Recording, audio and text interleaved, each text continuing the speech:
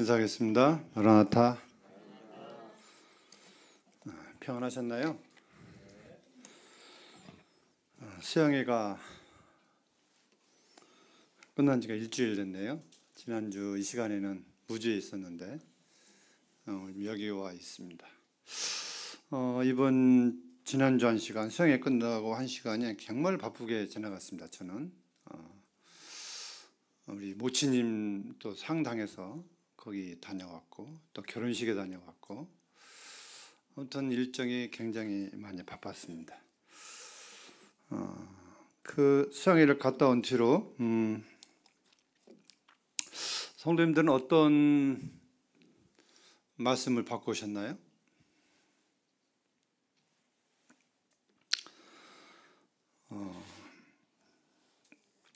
우리 하나님 말씀을 좀 같이 먼저 보도록 하겠습니다. 로마서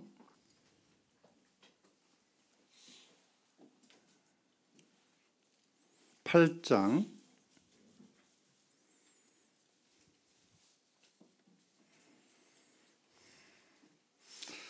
11절부터 18절까지 제가 한 절 또 우리 성도님들한테 교독해서 읽도록 하겠습니다.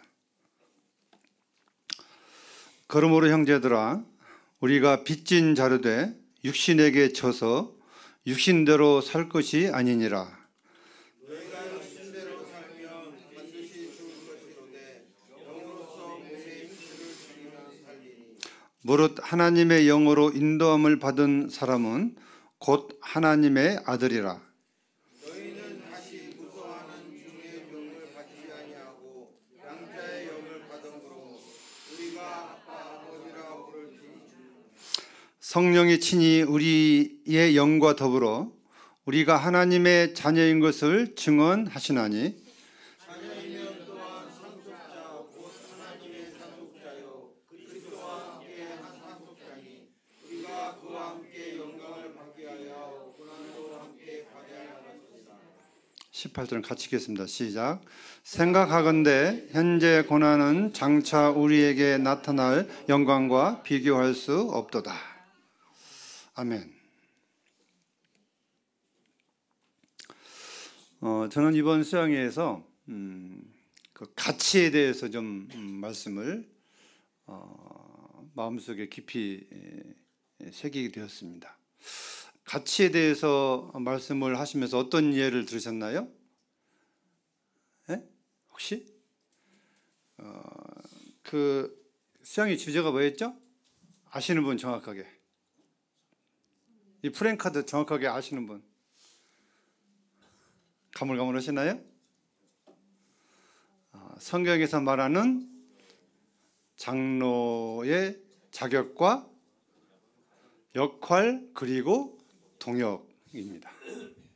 이제 장로직에 대해서 4시간 말씀을 들었는데 성도님들이 이 말씀을 들으면서 어떤 생각을 가시나 모르겠습니다. 디모데전서 3장 1절부터 3장에 있는 말씀하고 또 디도서 1장에 있는 말씀에 장로의 자격이 나와 있는데 기도했던 대로 올해 저희들이 준비해서 내년에는 이 장로를 세워야 되지 않겠느냐 하는 생각을 가지고 이번에 캠프를 했습니다. 이건 제 생각이고 우리 형제님들의 의견입니다. 기도하고 준비하지만 또 내년에 주님이 인도하지 않으면 못 세울 수도 있습니다. 세울 수도 있고 못 세울 수도 있습니다. 그러나 이 장로를 세우는 것은 주님 안에서 정말 중요한 일이고 교회를 세우는 데 있어서 중요한 일입니다. 또 이 일을 하는 것도 정말 가치 있는 일이라고 우리는 들었습니다. 또 이 가치 있는 일이 얼마나 힘든지 우리는 말씀을 통해서 배웠습니다. 가치 있는 일이라면 아무리 힘들어도 고난이 와도 그것을 거기에 대한 그 고생이 되더라도 정말 가치가 있다면 그것을 한다고 이렇게 말씀을 배웠습니다. 오늘날 왜 결혼을 안 할까요? 왜 결혼을 늦게 할까요? 왜 결혼을 안 하려고 할까요? 왜 자식을 조금만 낳으려고 할까요? 왜요? 가치를 몰라서 그렇습니다.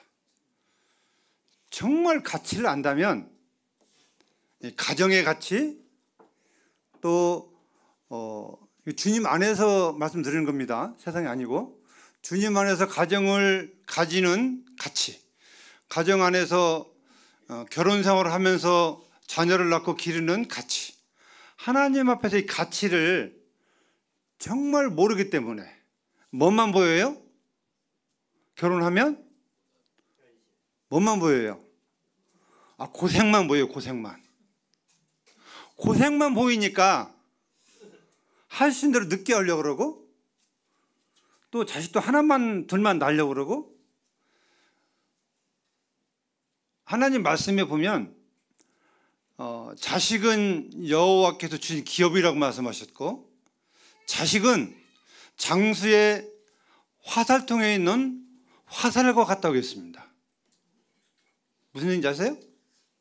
자식은 장수가 가지고 있는 화살통의 화살과 같다고 했어요. 이건 부모에게 그만큼 힘이 있다는 말씀을 교훈해 주고 있는 것입니다. 혼자 살면 편하죠. 저도 알아요. 편하고 자유롭고 구애받지 않고 얼마나 좋습니까만은, 문제는 미래를 보면 내가 늙어서, 내가 아파서, 그럴 때에 누가 과연 나를 돌봐주겠느냐. 젊어서는 좋죠. 편하고 내 마음대로 하고 구애받지 않고. 그러나 참 미래를 볼 때에 육신적으로 봐도 참 딱합니다. 힘이 없습니다. 그래서 이 가치라고 하는 그 생각을 할 때에 오늘날 많은 사람들이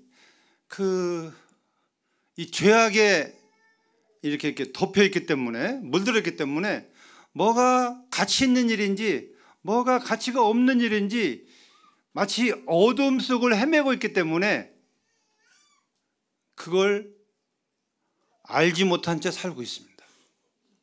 정말 가치 없는 것에 돈을 투자하고 시간을 투자하고 재능을 투자한 일이 얼마나 많습니까? 가치 있는 일에 시간과 재물과 재능을 투자해야만 미래에 행복이 오는데, 우선 눈앞에 정말 2살, 3살 먹은 아이처럼, 어린 아이는 돈의 가치를 알아요, 몰라요? 모릅니다. 10원짜리인지 100원짜리인지 1000원짜리인지 5만원짜리인지 뭐 수표인지 모릅니다. 어린 아이가 뭐가 최고예요? 먹는 게 최고입니다. 먹는 게. 내 입에 들어가면 달짝지근하 먹는 게 돈 1억보다 훨씬 나서요. 주면 먹는 과자하고 1억을 주면 1억을 갖나요? 어린 아이가? 우리 이든이가? 아닙니다.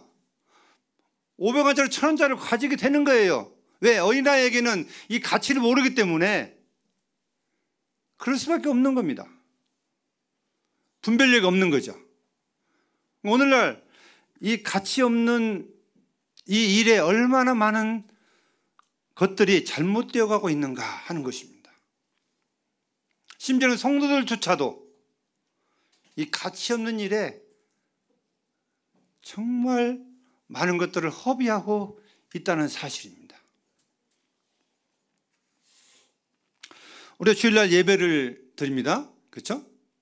주님 앞에 주님을 기념한 예배를 매주마다 드립니다. 가치 있는 일이에요? 가치 없는 일이에요? 정말 가치 있는 일입니다. 예배 시간에 주님의 죽으심을 기억하면서 예배하며 감사하는 것은 구원받은 성도에게 어떻게 보면 가장 기본적인 것이고 마땅히 해야 될 것이고 하나님이 받으시는 기뻐하는 제사이기 때문에, 예배이기 때문에, 이건 하나님이 좋아하시는 예배이기 때문에 가치가 있는 것입니다. 그래서 이 주일날 주님을 기념하고 예배드리며 이런 시간은 그 세상의 어떤 것과도 바꿀 수 없는, 비교할 수 없는 우리가 그런 중요한 시간임을 우리는 알아야 될 것입니다. 오늘날 주님을 기념하는 예배에 일주일마다 한 번씩 오니까 오늘 한 번 빼먹어도 뭐 또 다음에 있지, 이런 아니라는 생각 때문에 정말 가치를 잃어버리는 분들이 참 많이 있습니다. 이 예배의 가치를 안다면 주일날 황금을 준다고 해도, 그 어떤 걸 준다고 해도 그 황금을 외면하고 주님 앞에 나오는 것이 참된 깨어있는 성도들이고 가치를 아는 성도들입니다. 왜냐하면 그 황금과 이런 것들은 하나님이 확 불어버리면 날아가 버릴 것들입니다. 이 황금을 주면, 돈을 많이 내가 주면 내 것 같지만 그건 내 것이 아니에요. 그냥 잠시 보관하고 있는 거예요. 내 목숨이 언제 죽을지 모르는데 그 황금인데 그게 뭐가 중요하겠습니까? 내 생명을 주장하시고 내 생명을 관할하시는 그 주인 되신 하나님을 두려워하고 경외하고 그분께 예배드리는 것이 우리가 하나님 앞에 겸손한 자세이고 가치 있는 삶이지,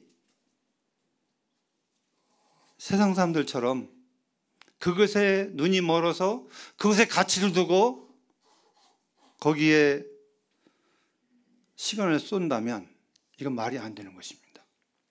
그래서 내가 청년들에게 당부하는 것이 하나 있습니다. 결혼식을 토요일날 하면 웬만하면 주일날 예배 드리고 주일날 오후에 신혼여행을 떠나든지 월요일날 떠나든지 그렇게 계획을 잡아라. 주님 앞에 예배를, 가정을 처음 가지는 이후에 바로 예배도 안 드리고 그 여행을 떠나버리면 이건 저는 조금 이상하다고 생각합니다. 한 번 있는 결혼식이기 때문에, 여행이기 때문에 그런다고 이유를 대지만 하나님이 뭘 좋아하실까요? 뭘 기뻐하실까요? 저는 그건 아니라고 생각합니다. 우리 청년들 많이 계시는데 결혼하시게 될 때에 꼭 예배만큼은 내가 안 빠지겠다고 하는 마음을 가지고 모든 계획을 그렇게 세워야 됩니다. 이게 가치 있는 여행이고 가치 있는 삶인 것이에요. 이 첫 단추를 잘 못 끼면 정말 어려워집니다.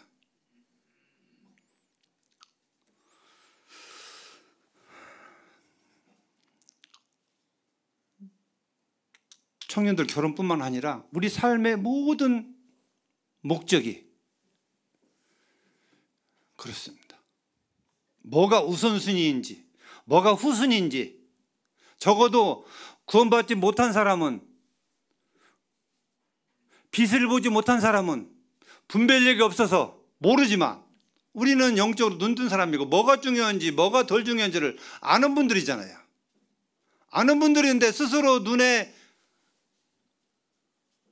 감아버리든지 분별력이 없게 뭐 그냥 이상한 것들이 와서 분별을 잃어버리든지 그렇게 하면 안 되잖아요. 하나님이 우리를 구원하신 목적이 뭐예요? 우리 여기 보면 12장 12절에 보면 1절 이렇게 되어 있어요. 그러므로 형제들아 우리가 빚진 자라되, 우리는 빚진 자래요. 뭔 빚을 졌습니까? 누구한테?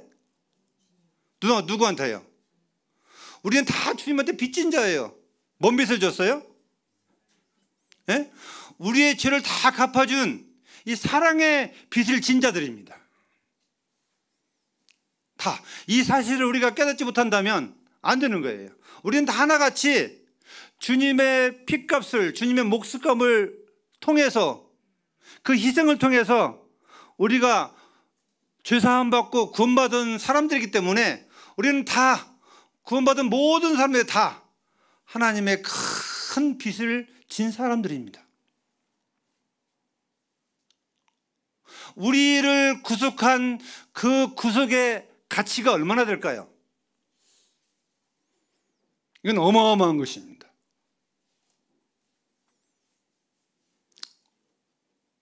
지금은 잘 모르지만 하나님이 우리를 구원하실 때에 저는 참 이 생각을 할 때마다 기가 막힙니다. 여기 있는 우리 식구들 뭐 3, 40명 이게 몽땅 구려서 그냥 보자기에 싸가지고 딱 건져준 것이 아니라 한 사람 한 사람을 지명하여 하나님이 부르셨다고 하는 거예요. 한 사람 한 사람을 택하여 하나님이 부르셨다고 하는 것입니다.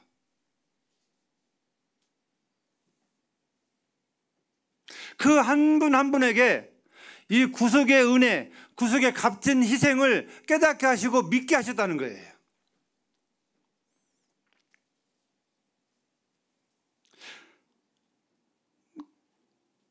고린도전서 6장에 보시면 너희는 값으로 산 것이 되었으니 사람의 종이 되지 말라. 너희 몸으로 하나님께 영광을 돌리라.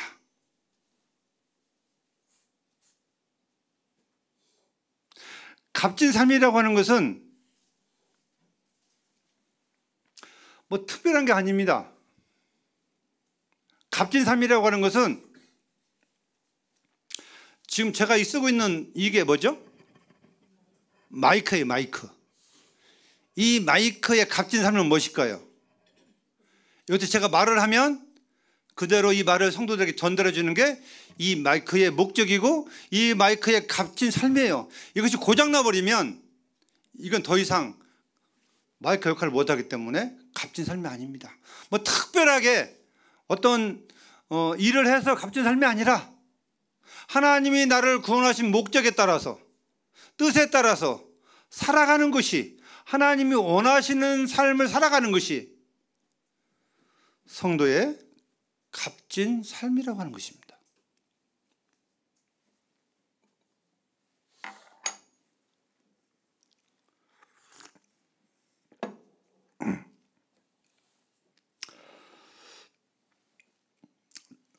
지난달에 형제상의 시간에 좀 회의를 했는데 형제님들 예배 시간에 입을 열어서 감사하시죠.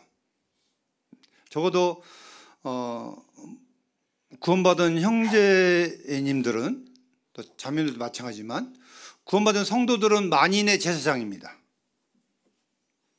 근데 자매님들은 성경에서 교회에서 잠잠하기 때문에 입을 열 수 없지만 구원받은 형제들은 형제라 하면 적어도 만찬 주님을 기념하는 예배 시간에 다 입을 열어서 감사를 표현하고 예배 드리는 것이 마땅한 도리입니다.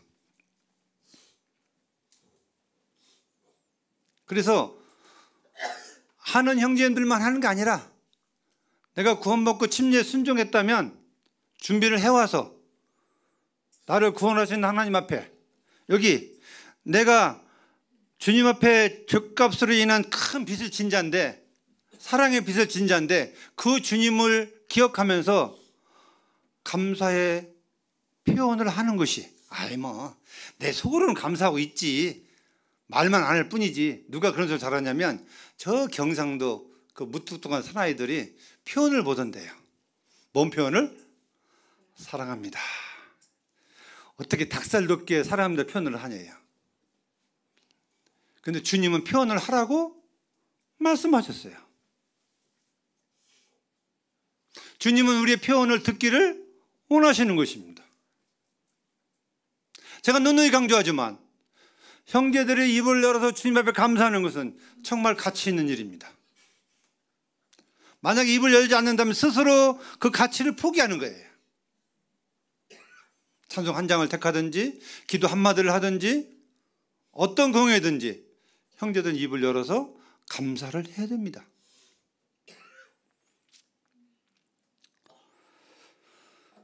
그러면서 준비하시고 잘 하기 어려우면 써서라도 집에서 써서 감사의 글을 써서라도 여기 오셔서 낭독을 하셔야 돼요.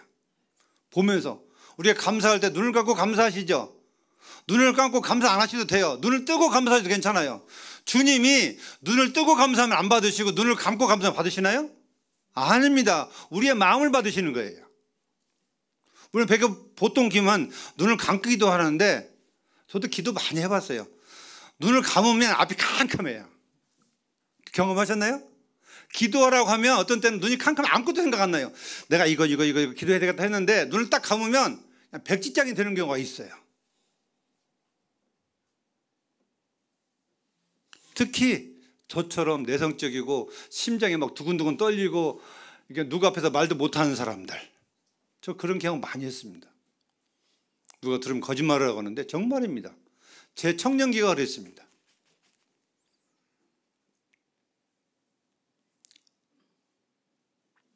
그래서 눈을 감고 기도해야만 기도다.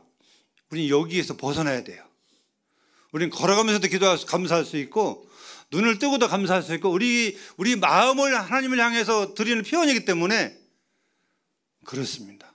눈을 감으면 캄캄하면 눈을 뜨고 기도하세요. 써서 감사하셔도 됩니다. 그래서 다 감사하시는 형제님들 되기를 정말 바랍니다. 그리고 형제님들이 많으시면 길게 하시면 안 됩니다. 다른 사람들의 예배를 못 드려요.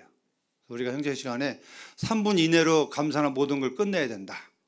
우리 형제들 이별로 감사하시는 분이 한 15분 정도 되더라고요. 그러면 45분이니까 한 3분 이내로 끝내야 모두가 다 감사해야 참석할 수 있다. 많으면 많이 형제가 많을수록 줄어들어야 되겠죠. 2분도 되고 1분도 되고 수십 명이 되면 1분도 될 수가 있습니다. 찬양도 4절까지 있는데 한 절만 들을 수도 있습니다. 주님은 모든 사람들의, 모든 자녀들의 감사를 받기를 원하시기 때문에 모든 형제들이 입을 열어서 감사하는 것이 가치 있는 일이고 또 그렇게 해야만 됩니다. 그리고 기왕에 나왔으니까 기도 시간, 금요일날 기도 시간 마찬가지입니다. 정말 중요한 시간입니다. 형제들이라면 와서 주님의 이름으로 모여서 금요일날 기도 제목을 쭉 내놓고 기도하는데 다 입을 열어서 한 제목이라도 주님 앞에 기도해야 됩니다. 아까 말씀드린 것처럼 눈을 감으면 생각이 안 나면 눈을 뜨고 저 기도 제목을 보면서 학생들은 학생 형제들대로 다 이 기도에 동참해야 되고 이 기도가 얼마나 가치 있는지인가를 형제님들이 모르기 때문에 입을 안 여는 거예요. 교회가 합심해서 기도하는 그 가치를 모르기 때문에 오늘날 기도 집회를 없애는 모임들이 너무나 많습니다. 지역교회에.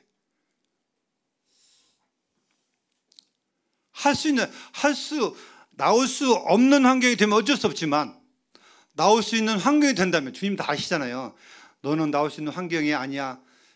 사람은 사람을 판단할 수 없지만 주님은 아시고 내 스스로도 나는 집회에, 정기적인 집회에 참석할 수 있는 사람이야 아니야 이걸 다 아시기 때문에 우리 성도님들은 성도님대로 왜 참석할 수 있는데 왜 안 나오세요 이렇게 정죄할 수 없지만 본인 스스로는 그 사실을 압니다. 주님 앞에서 얼마나 이 모이는 데 있어서 가치가 있고 기도 집회에 형제들이 입을 열어서 기도하는데 가치가 있는가를 성령께서 깨닫게 해주시고 또 인도해 주시길 정말 간절히 바랍니다. 그래서 우리 모든 형제들이 기도 시간에도 되게 우리 금요일날 기도 시간을 보면 몇 명이 입 열죠? 보통 5명, 형제들만 5명, 6명 입을 안 열어요.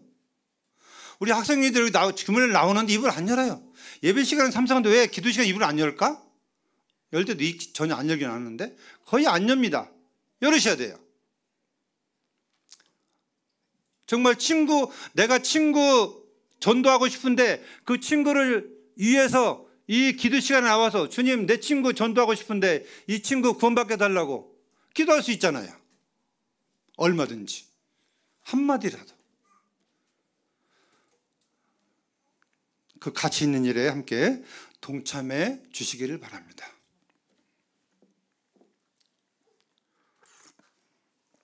할 말이 많은데 벌써 20분밖에 안 남았나요? 노마서 8장에 와서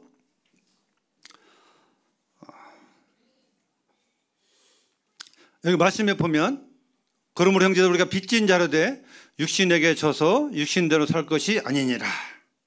너희가 육신대로 살면 반드시 죽을 것이로되 영으로서 몸의 행실을 죽이면 살리니 무릇 하나님의 영으로 인도함을 받은 사람은 곧 하나님의 아들이라.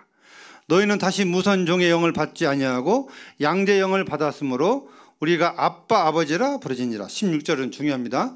성령이 친히 우리 영과 더불어 우리가 하나님의 자녀인 것을 증언하시나니 자녀이면 또한 상속자 곧 하나님의 상속자요 그리스도와 함께 한 상속자니 우리가 그와 함께 영광을 받기 위하여 고난도 함께 받아야 할 것이니라.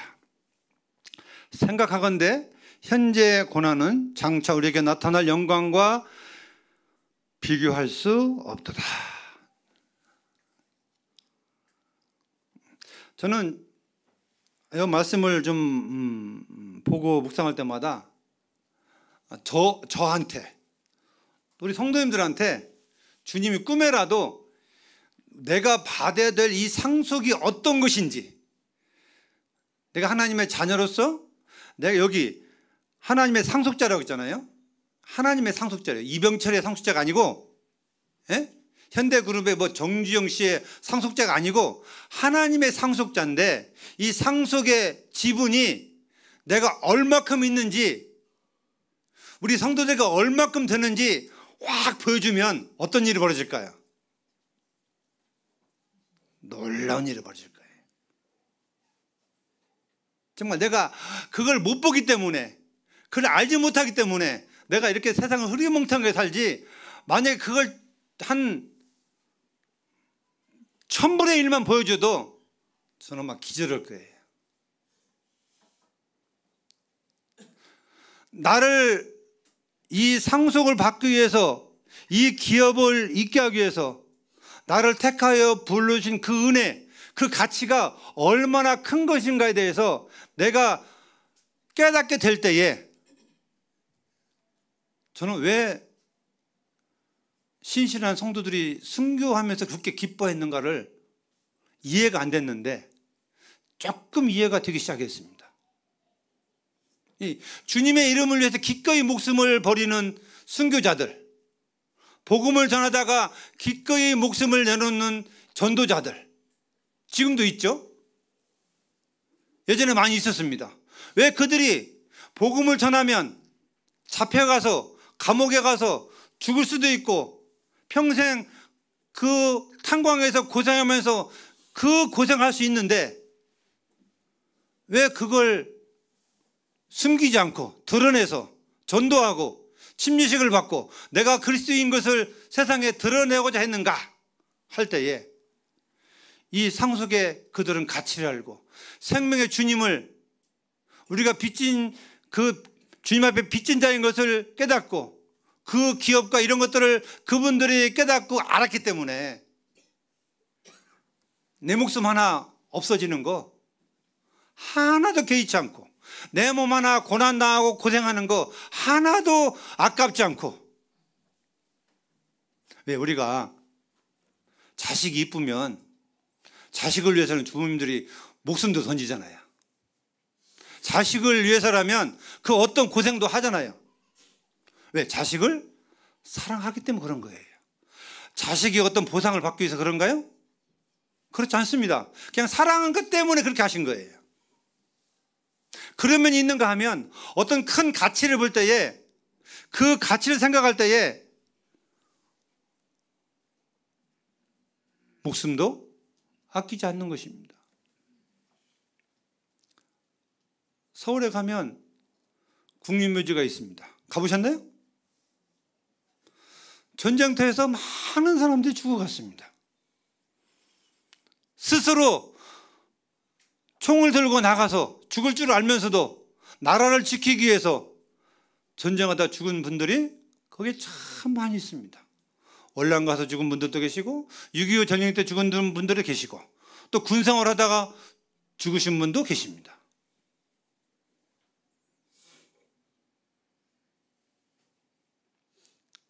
그분들이 그렇게 가신 것은 내 몸을 던져서 이 나라를 지킨다고 하는 이 가치를 그들이 알았기 때문에 목숨 하나 조국을 위해서 바치겠다, 이게 가치 있는 일을 알기 때문에 그 일을 한 거예요. 그 일을 한 것입니다. 그럼 우리 구원받은 성도들은 하나님의 나라를 위해서, 하나님의 영광을 위해서 그 가치를 안다면 우리는 하지 말라고 해도 하지 않을까 하는 것입니다.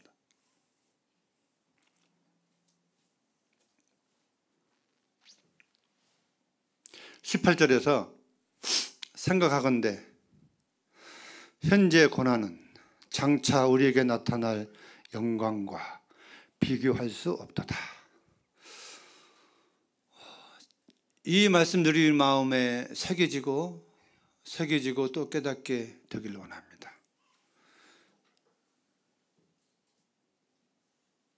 또 주님 앞에서 주님, 이 장차 나타날 영광이 어떤 영광입니까? 나한테 좀 보여주십시오. 감이 안 옵니다. 감이. 그 영광이 어떤 영광인지 도대체 감이 안 잡힙니다.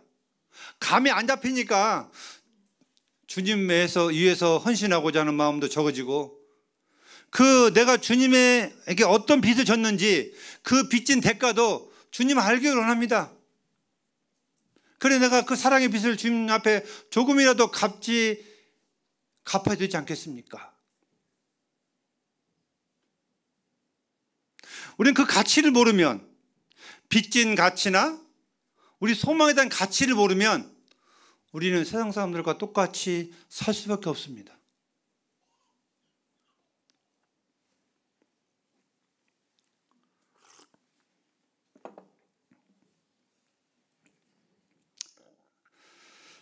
말씀에 주 안에서 너희 수고가 결코 헛되지 않는다는 말씀이 있습니다. 우리의 수고, 그 작은 것 하나라도 결코 헛되지 않습니다. 이건 하나님의 말씀이고 하나님의 약속입니다.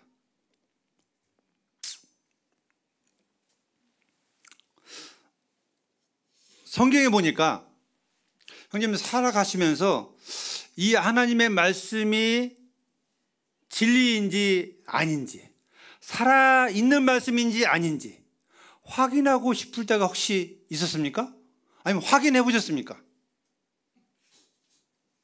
하나님이 이렇게 하면 이렇게 해줄 것이다. 마치 부모가 너 시험 점수 10점만 올리면 내가 이걸 해줄 거다, 이렇게 약속한 것처럼. 그럼 자식은 뭐예요? 어떻게 해야 돼요? 그걸 받기 위해서는 부모가 거짓말 하는지 안 하는지 일단 자기가 그걸 확인해 봐야 돼요. 10점을 올려보면 부모가 해주면 약속이 지켜지는 거 아닙니까 그게? 근데 놀라운 것은 하나님이 우리에게 약속한 말씀은요 살아있어요. 살아있어. 확인해 보면 99.9%가 아니라 100% 하나님 말씀대로 된다고 하는 거예요. 이게 잠언 말씀에 이런 말씀이 있습니다. 우리 좀 잠깐 보실까요?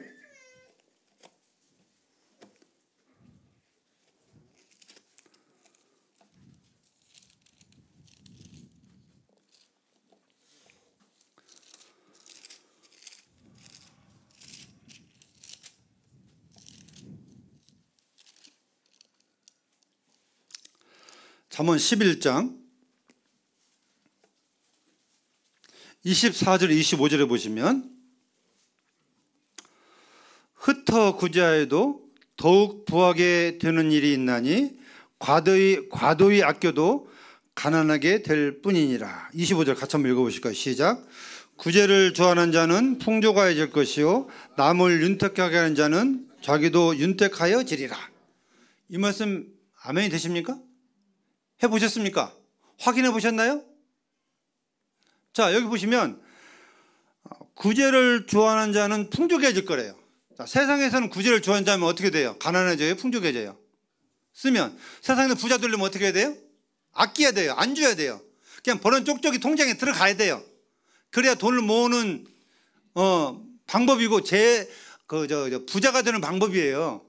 근데 하나님의 말씀은 흩어 구제하래요. 내가 가지고 있는 것을 이렇게 나눠주면 주님이 뒤에서 채워주겠다고 하는 거예요. 부하게 하겠다는 것입니다. 또 남을 윤택하게 해주면 네가 윤택함을 받겠다고 하는 거예요. 이 말씀은 갈라디아서 6장에 있는 말씀과 동일합니다. 사람이 무엇을 심든지 그대로 거둔다는 말씀, 진리의 말씀이 그대로 되는 겁니다. 하나님의 말씀은 살아있습니다. 지금도 살아있습니다. 그래서 우리는 하나님 우리에게 약속하신 약속의 말씀이 뭐잖아. 주님이 오실 때에 우리에게 주어지는 약속의 말씀이 있고 이 땅에 살아가면서 삶 속에서 약속하신 말씀이 있어요. 그럼 우리는 이걸 확인해 봐야 돼요. 그래야 내가 거기에 대해서 나도 도전하고 나도 거기에 순종할 수 있는 거잖아요. 근데 저는 여러 번 이런 것들을 경험했습니다. 자, 예를 들어서 지금 어버이날이죠. 엊그저께가 8일날 주님이 자녀들에게 말씀하셨습니다. 자녀들아, 부모에게 순종하라, 공경하라. 이건 약속 있는 첫 계명이니 네가 땅에서 잘 되고 네가 장수한다고 했어요. 자, 자기 부모한테 잘하는 사람은 잘 돼야 안 돼요? 잘 되는 꼴을 보셨습니까? 잘못되는 꼴을 보셨습니까? 자, 내가 부모를 효도하는데 그 사람이 잘못되는 꼴을 보셨습니까? 혹시? 아니, 그 하나님 안 믿는 사람들조차도 세상에서도 부모한테 잘하는 자식들 잘못된 거 봤습니까? 저는 못 봤어요. 또 반면에 부모한테 잘하는데 잘못되는 자식들 봤습니까? 저는 못 봤어요. 하나님은 믿는 자나 믿지 않는 자나 하나님의 말씀대로 순종하면 그대로 하시더라고요. 이건 구원과 상관이 없습니다. 영적 구원과 상관이 없어요. 하나님 말씀 그렇게 기록되어 있기 때문에 믿는 사람도 이 말씀대로 안 하면 복을 받지 못하는 것이고 이 말씀대로 하면 복을 받는 거예요. 이게 약속의 말씀이거든요.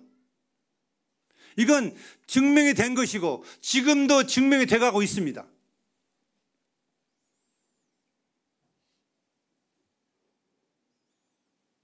또 자기를 사랑하는 자, 이 주님이 잠언 8장 17절 보면 나를 사랑하는 자가 나를 사랑 입는데요. 나를 간절히 찾는 자가 나를 만난대요. 그것도 심는 대로 거두는 거예요. 자식들은 우리 나영재님이 자녀가 넷이고 우리 강석현님 애들이 셋이고 저도 셋입니다. 자식은 자식들을 볼 때에 저희도 8남매예요. 누구한테는 부모가 잘해주고 누구한테는 잘못해주는 것 같아요. 우리 여기 사우경님도 딸만 셋인데 부모는 이렇게 똑같이 한다고 해요. 근데 기울어질 수가 있습니다. 언제 어떻게 말을 잘 듣는 자식한테는요 아무래도 더 주고 싶어요.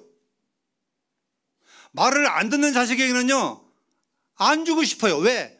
주면 어문 데다 쓰니까 나쁜 데다 쓰니까 더 나빠지니까 안 주는 거예요. 이게 부모를 더 많이 생각하면 그 부모도 그 자식에게 많이 생각할 수밖에 없는 거예요. 이건 공평한 거예요. 불공평한 거 아닙니다. 부모가 나한테 뭐 서운한 감정이 있으면 내가 부모한테 못하고 있는 거예요. 지금 이거 부모 탓할 문제가 아닙니다. 내 탓이 내 탓. 왜? 하나님 말씀이 그렇게 되어 있잖아요. 사랑하는 자가 사랑을 입는다. 찾는 자가 만난다. 그러니까 이 하나님의 말씀의 가치를 알면 이 하나님의 말씀에 가치 있는 말씀에 우리는 투자하게 돼 있거든요. 시간과 장소와 물질을 우리 거기에 투자하게 돼 있어요. 가치를 알면. 근데 가치를 모르면 그거 안 합니다. 또 확인한 사람은 경험한 사람은 경험이 많을수록 거기도 올인하게 돼 있어요. 너무나 확실하니까 세상에는 투자하면 투자한 대로 안 거두지만 하나님 앞에 투자하면 다 남는 것이거든요. 이걸 경험하면 세상에 투자 안 하죠. 시간과 물질과 모든 것을. 왜? 어디에 가치가 있기 때문에? 하나님 앞에 가치가 있기 때문에 그렇습니다. 그래서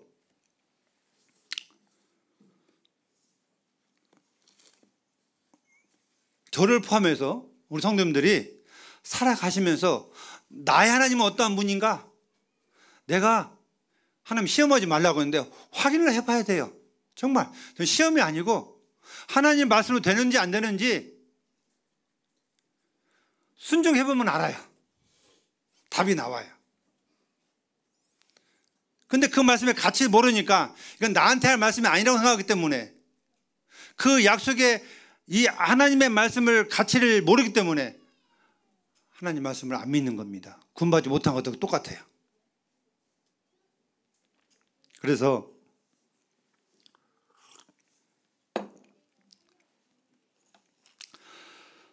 로마서 8장에 있는 말씀처럼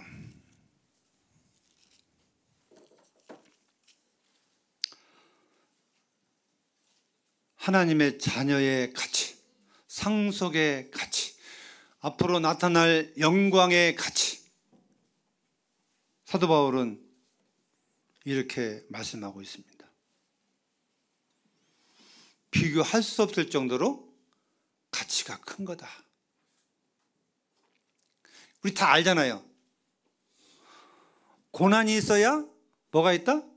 영광이 있다는 거예요. 고난이 없으면 영광이 없습니다.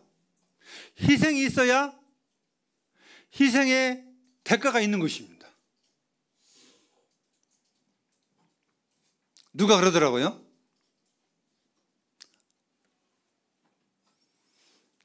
부모가, 엉망장자 부모가 자식한테 자식의 마음을 알아보기 위해서 뭘 좀 요구를 해본대요. 이렇게 얼마나 나한테 마음을 갖고 있는지.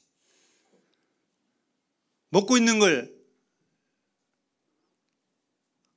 아이들에게는 먹고 있는 걸 생명으로 알잖아요. 안 주려고 그러거든요. 근데 부모가 이제 알아보는 거예요. 나 좀 주라. 나 먹고 싶다. 손가락 막 움켜쥐면요, 안 주고 싶은데 그래도 입에다 넣어주면 제가 거기에 100에 1000을 주는 거예요. 너무 이쁘잖아요. 지가 먹고 싶은데 지 안 먹고 엄마 아빠 입에, 할아버지 할머니 입에 넣어준다고 하는 것은 얼마나 이게 아름다운 모습이고 기쁨의 모습이겠습니까? 그런 면에서. 저는 이 비유를 하나님 앞에 두고 싶어요. 우리가 하나님 앞에 일을 하게 되면 하나님은 거기에 플러스 알파 얼마를 더 곱하게 할지 모릅니다. 우리가, 저는 때또 이렇게 생각해요. 나라는 존재가 이 엄청난 거룩하신 하나님 앞에 내가 하면 뭘 얼마나 하겠습니까? 내가 그 하나님을 사랑한다고 하면 내가 얼마나 그 마음에 차겠습니까? 누구만큼도 안 찰 거예요. 이 우주만한 거대한 하나님 앞에 내가 뭘 한다고, 내 목숨을 다 줘서 한다고 해도 제가 볼 때에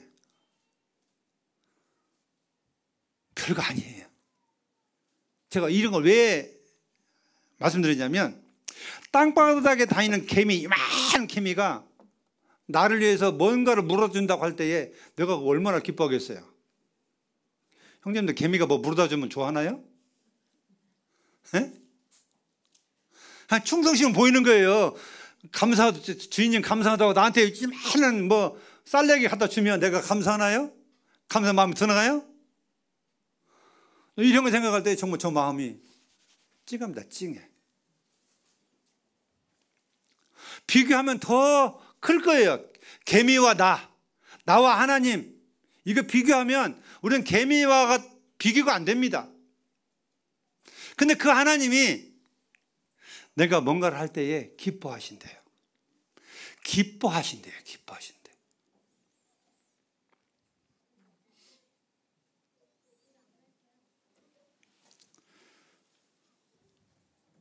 우리는 소망이 있습니다.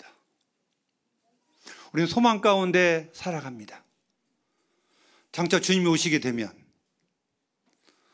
그것들이 펼쳐질 것입니다. 지난번 장로수양회 때에 천년왕국에 대한 강의를 했습니다. 천년왕국. 천년왕국 들어보셨죠? 언제 천년왕국이 시작이 되죠? 언제부터 시작이 되죠? 결혼식 끝나면 시작은 주님이 공중에 딱 오시면부터 시작이 되는 거예요. 주님이 공중에 빵빠라 불고 딱 오는 시점부터 이제 천년왕국 시대가 되는 거예요. 결혼식 끝나면 다 이런 식이 이어지는데 시작이 되는 거예요. 시작. 근데 그때가 언제부터 되죠? 언제부터이죠? 오늘부터인가요? 내일부터인가요? 모레부터인가요? 아니면 한 달 후인가요? 언제일지 모르잖아요. 언제든지 일어날 수 있는 일이고 언제든지 우리에게 이뤄질 일입니다. 그래서 뭐라고 하시냐면, 우리가 주님 오심을 준비하고 기다리고 있는데 이걸 상상하고 천년왕국 시대 우리가 어떻게 될 것을 우리가 조금이라도 안다면 성도 중에서 제정신으로 살 분들이 없을 것이다. 다 주님을 위해서 올인할 수밖에 없는 것이다 한 말씀을 하시더라고요. 주님이 오늘이라도 지금이라도 오신다면, 우리 지금 이 시간에 밥 먹어야 되죠. 우리가 이 점심시간에 주님 오신다면 우리는 가야 되잖아요. 빵 보러 가야 돼요. 그 날이, 그 시간이 오게 되면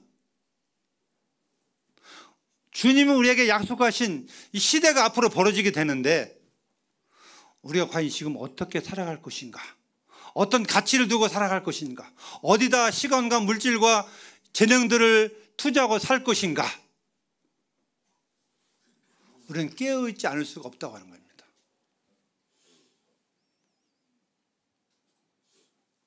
그 말씀이 이 8장 18절과 같이 동일하게 보는 것입니다. 현재의 고난은, 현재 성도님들이 주님 안에서 수고하는 모든 수고는 주님 오시게 되면 그 영광을 생각할 때에 이 수고는 정말 비교할 수 없을 정도로 큰 영광이 우리에게 있을 것이다. 이렇게 지금 말씀하고 있는 거예요. 너희들이 수고하는 수고, 복음을 전하기 위해서, 또 교회를 섬기기 위해서 여러 가지로 많이 고생하는 것들, 이걸 지금 주님이 아실까요, 모르실까요? 형제님들, 요한계시록에 보면 좀 잠깐 보겠습니다. 시간이 좀 많이 지났는데요, 한 구절만 보겠습니다.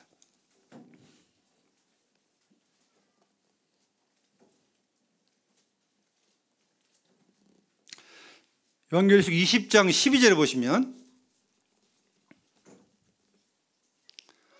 또 내가 보니 죽은 자들이 큰 자나 작은 자나 그 보좌 앞에 섰는데 책들이 펴있고 또 다른 책이 펴졌으니 곧 생명책이라. 죽은 자들이 자기 행위를 따라 책들에 기록된 대로 심판을 받으니. 이런 말씀이 있습니다. 우리는 분명히 상급의 심판이 있죠. 우리 지옥의 심판은 없습니다. 상급의 심판이 있습니다. 그러면 이 상급의 심판은 여기 생명의 책에 기록이 되어서 생명의 책에 기록된 대로 하나님이 주실 것이다 하는 약속입니다. 지금도 성도님들이 수고하는 수고가 다 기록이 되고 있다는 사실이에요. 그걸 인정하시고 느끼시며 사는 성도들은 복이 있을 것입니다.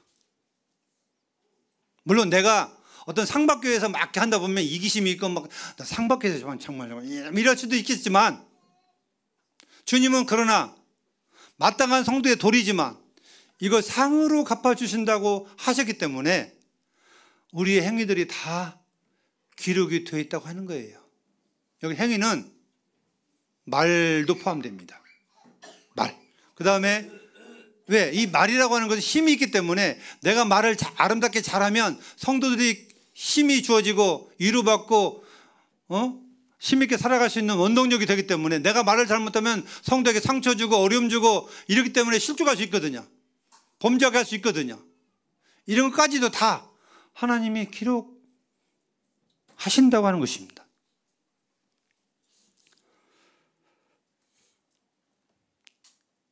얼마 남지 않았습니다. 우리는 가치 있는 일을 해야 됩니다.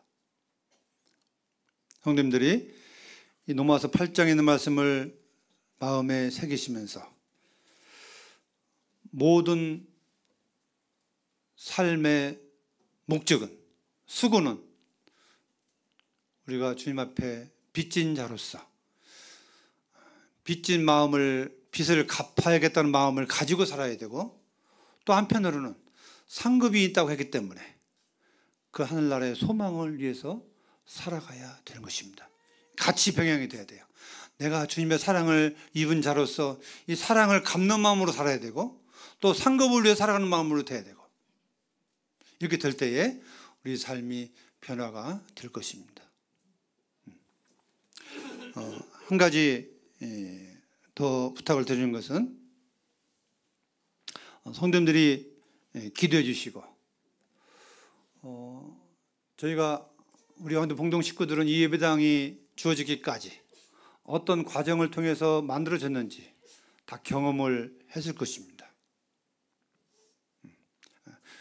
목적이 중요하지 않습니다. 목적은 세상이 목적을 바라보고 수단 방법을 가르지 않는데, 주님 안에서는 방법이 굉장히 소중합니다. 과정이 소중하기 때문에 성도들의 삶도 정말 과정이 중요합니다. 결혼하는 과정, 직장을 잡는 과정, 직장을 그만두는 과정, 이런 모든 과정이 우리는 주님 손 안에 있기 때문에 주님 의지하지 않으면, 간증이 상하지 않으면, 목적이 이루어진다 할지라도 힘이 없고 가치가 없는 것입니다. 제가 이런 말씀 드리면, 우리가 이제 장로를 세워야 되는데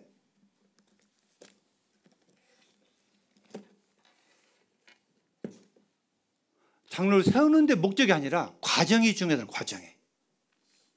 누가 보더라도 주님이 세우셨다, 주님이 하셨다. 우리가 예배당을 이렇게 할 때에 다 하나님이 하셨다 고백했잖아요.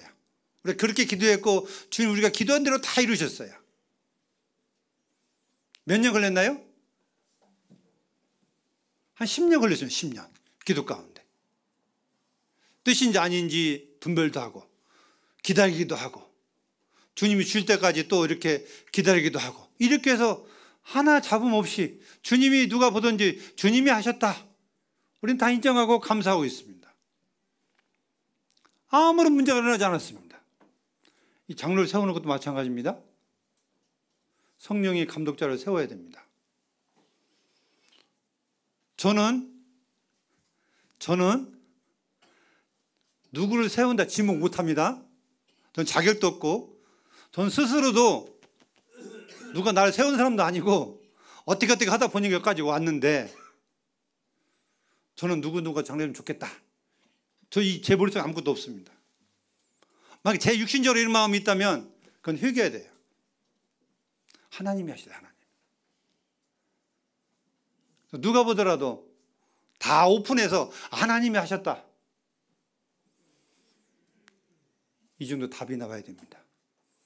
그래서 올해 준비해서 내년에 세운다고 계획을 했는데 내년에 안 될 수도 있고 될 수도 있습니다. 꼭 해야 된다는 말이 없습니다. 주님이 인도하셔야만 됩니다. 이 준비 과정이 1년이 될 수 있고 2년이 될 수 있고 3년 될 수도 있어요.